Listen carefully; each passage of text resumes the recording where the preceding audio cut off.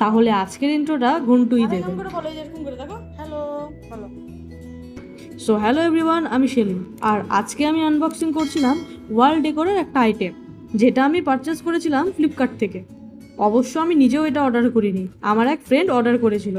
আর মজার ব্যাপারটা হলো, শিপমেন্ট হওয়ার পর আমি জানতে পারি আসলে আমি একটা অন্য দেখিয়ে রেখেছিলাম।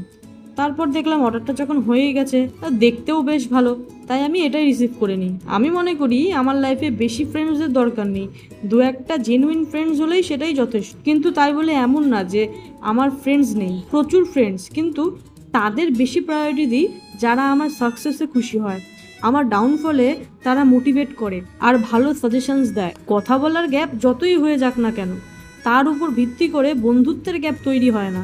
যারা ইয়ার্কির ছলে আঘাত দিয়ে সকলের সামনে ছোট করবে না, আমার কাছে তারাই হলো প্রকৃত ফ্রেন্ড।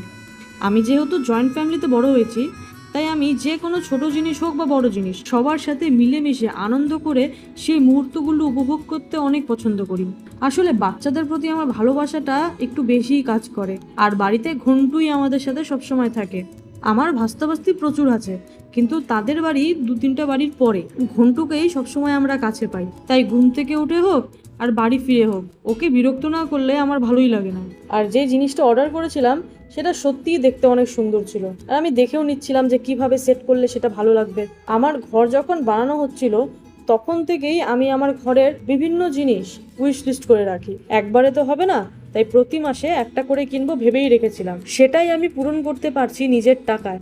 এটা আমার কাছে অনেক বড় একটা ব্যাপার। আরো অনেক কিছু আছে উইশ লিস্ট করে রেখেছি, যদি ভগবান চায় তাহলে নিশ্চয়ই পূরণ হবে। আর আমি চাই সবাই যেন সবার লাইফের সব রকম উইশ লিস্ট গুলো পূরণ করতে পারে। তাহলে দেখা হচ্ছে নেক্সট ভিডিওতে।